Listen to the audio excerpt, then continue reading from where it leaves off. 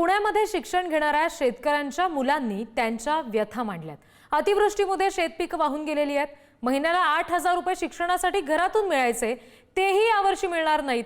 आमची दिवाळी सुद्धा यंदा होणार नाही, अशा शब्दात या विद्यार्थ्यांनी आक्रोश व्यक्त केलाय। या विद्यार्थ्यांचे आमचे प्रतिनिधी बालाजी पोद्दार यांनी संवाद साधलाय, बघूया।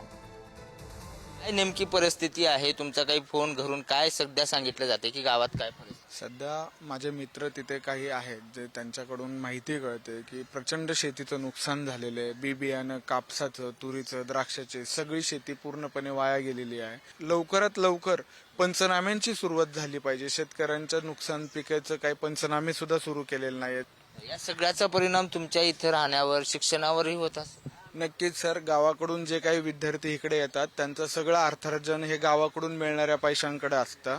आता पीक हे कापणीत विकायला आलेलं असतं मार्केटमधून, त्याच्यानंतर जे पैसे येतात त्याच्यात ह्या मुलांना वर्षभर आणि महिन्याचा खर्च निघत असतो। पोरांना आता तो खर्चही निघणं अवघड आहे, कारण की पुढची दिवाळी होईल की नाही, घरामध्ये दिवा लागेल की नाही, हितपासून सुरुवात झालेली आहे। घरातलं सगळं सामान वाहून गेलेलं आहे।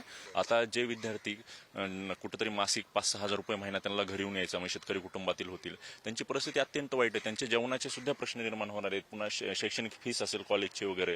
त्यामुळे आम्हाला काय वाटतं की सरकारनं कुठेही म्हणजे राजकारण न करता नुसते पूरग्रस्त दौरे हे ह्याच्यात भानगडीत न पडता सरसकट मदत करावी, कारण की परिस्थिती खूप अत्यंत वाईट आहे। जी शेती आहे ना, त्याच्यातली जी वरची माती आहे ना, तीच पूर्ण पाण्याने वाहून गेलेली। आमचं प्रमुख आर्थिक साधनच शेती आहे ना, मग जर शेतीवरतीच परिणाम असा पावसाचा झाला ना तर डायरेक्टली आमच्यावर इम्पॅक्ट होतो त्याचा।